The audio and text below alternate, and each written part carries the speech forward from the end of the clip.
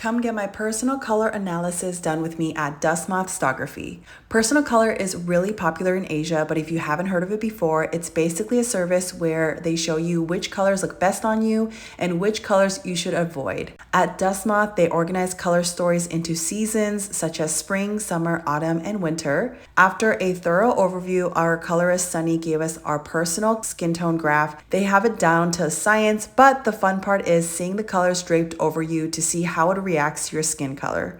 There are a few things to consider when it comes to personal color, such as tint, shade, temperature, and saturation. Tint is how much white is in a color, while shade is how much black is in a color. For me, we found that colors with a bit of gray mixed in looks best. She said colors with too much white, like pastel colors, washed me out, while colors with too much black made me look dead and dull. 이렇게 뜨잖아. 이거 보다가 see? Good.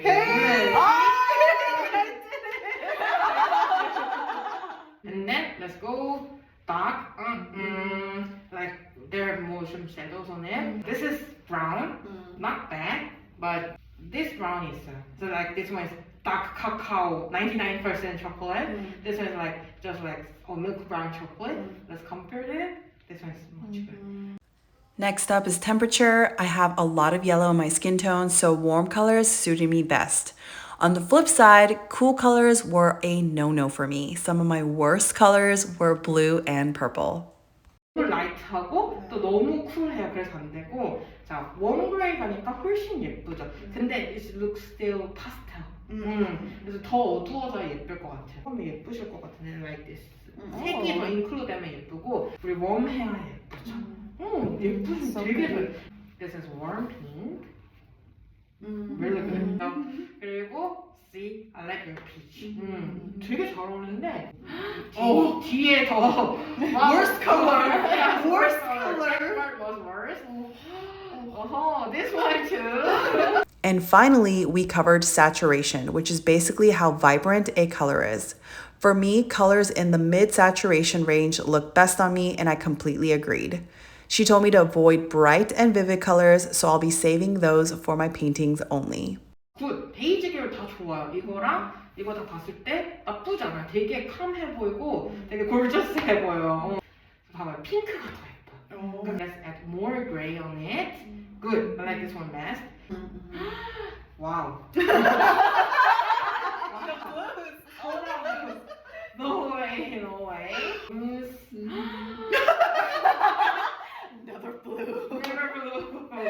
Unfortunately, mustard yellow, which is one of my favorite colors, fell into the no-no camp, but Sunny did help me find a yellow that better suited me. Good. But only white looks like very reflective white. And then this one more soft. So I like this one color more. 옐로우에서 이제 그레이가 에디된 게 차라리 나왔지. 이거 보시다가 let's go. The worst one is blue colors. The whole common color is the blue, but added too many white or too many gray or too vivid is not yours. 파란색 진짜 안 어울려요. 그리고 이제 best one is the muted color. It's a warm and calm, very toned. So pink, okay, but peach much better. Also beige or green colors and also like milk brown. Also you can use. So colors with added gray based, but added color is very your one. And then the basic one is some very more light level color you can use.